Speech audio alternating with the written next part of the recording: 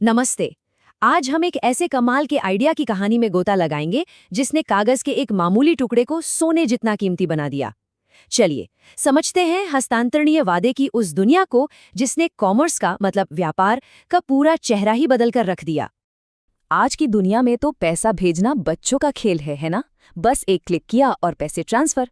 पर क्या कभी ये सोचा है कि उस दौर में क्या होता था जब ना इंटरनेट था ना कोई ऐप, जब लाखों करोड़ों का व्यापार सिर्फ भरोसे और कागज के एक टुकड़े पर किए वादे पर टिका होता था? ये सब मुमकिन कैसे था? आइए आज इसी राज से पर्दा उठाते हैं। तो सबसे पहले ये सवाल उठता है कि इस कागजी सिस्टम की जरूरत ही क्यों पड़ी? जवाब छिपा है उस समय की सबसे बड़ी और कह सकते हैं सबसे भारी समस्या में, और वो थी कैश यानी नकद। बस एक मिनट के लिए सोचकर देखिए, आप एक व्यापारी हैं और आपको एक शहर से दूसरे शहर व्यापार करने जाना है। सिक्कों और नोटों से भरे भारी भरकम संदूक लेकर चलना कितना कितना मुश्किल और जोखिम भरा होता होगा। हर मोड़ पर चोरी का डर, लूट का खतरा, यही वो डर था जो व्यापार की रफ्तार पर ब्रेक लगा रहा था। तो इस बड़ी समस्या का हल क्या निकला? जवाब एक ऐसे कानूनी विचार में छिपा था जो किसी क्रांति से कम नहीं था। इसे नाम दिया गया हस्तांतरणीय वादा या ट्रांसफरेबल प्रॉमिस। ये कानून the negotiable instruments act of 1881 वाकई एक गेम चेंजर था। इसका एक ही मकसद था, उधार के वादे वाले कागजों को इतनी कानूनी ताकत दे देना कि वो कैश की तरह ही एक हाथ से दूसरे हाथ में आसानी से जा सके, बिल्कुल किसी कीमती सामान की तरह। तो आखिर ये नेगोशिएबल इंस्ट्रूमेंट है क्या भला? देखिए, आसान भाषा में ये एक साइन किया हुआ कागज है जो पैसे देने का एक पक्का वादा करता है। पर इसकी असली जादूगरी ये है कि इस वादे को किसी और को भी सौंपा जा सकता है और वो नया आदमी भी उन पैसों का कानूनी हकदार बन जाता है। कमाल है ना?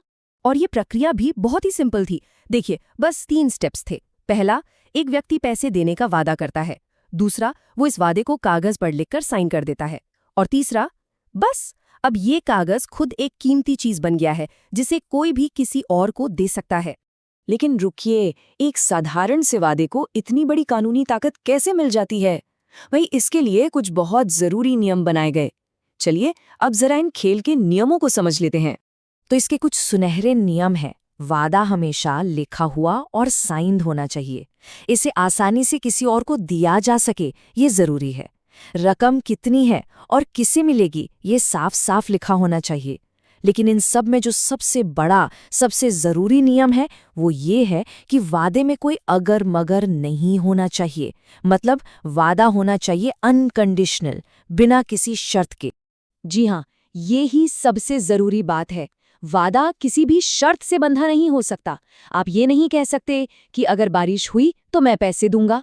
नहीं, वादा एकदम पक्का होना चाहिए जो हर हाल में पूरा हो। भाई, तभी तो उस कागज पर कोई भरोसा करेगा। चलिए इसको 2 उदाहरणों से समझते हैं। पहला वादा है, मैं डी की मृत्यु पर भुगतान करूंगा। अब ये मान्य है क्योंकि मृत्यु एक निश्चित घटना है, वो तो होनी ही है। लेकिन दूसरा वादा देखिए, मैं सी से अपनी शादी के बाद भुगतान करूंगा। ये अमान्य है। क्यों? क्योंकि शादी हो भी सकती है और नहीं भी। ये एक शर्त है और शर्तों पर इतना बड़ा व्यापार नहीं चल सकता।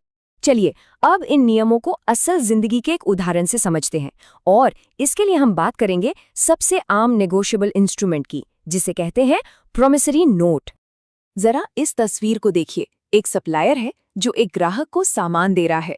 अब ग्राहक तुरंत कैश देने के बजाय उसे एक प्रॉमिसरी नोट देता है। ये एक लिखित वादा है कि वो एक तय समय पर पूरा पेमेंट कर देगा। तो एक प्रॉमिसरी नोट क्या है? अरे ये वही सब कुछ है जिसके बारे में हमने अभी अभी बात की।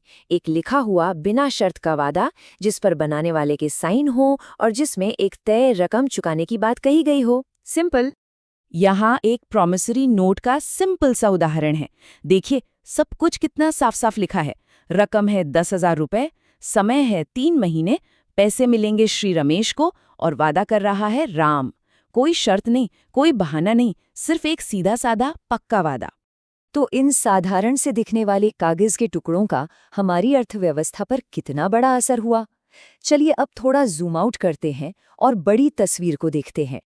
देखिए, प्रॉमिसरी नोट एक व्यक्ति का दूसरे व्यक्ति से किया गया सीधा वादा है। मैं वादा करता हूं कि पैसे दूंगा।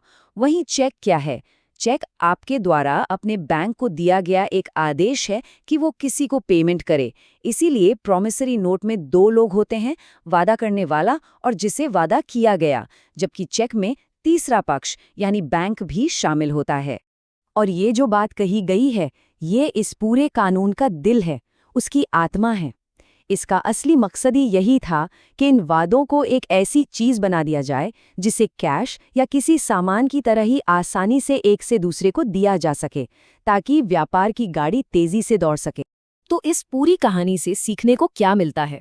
यही कि ये कागज के मामूली से दिखने वाले टुकड़े असल में उस भरोसे के सिस्टम की कानूनी रीढ़ की हड्डी हैं जिस पर आज की पूरी फाइनेंशियल दुनिया टिकी है। डिजिटल युग से सदियों पहले इन्हीं कागजों ने व्यापार को पंख दिए थे। और अब जाते जाते एक सवाल, आज के क्रिप्टो और इंस्टेंट पेमेंट के दौर में जहां पैसा पलक झपकते ही दुनिया के एक कोने से दूसरे कोने पहुंच जाता है, क्या कागज पर किए गए इस सदियों पुराने वादे की आज भी कोई जगह बची है? सोचिएगा जरूर।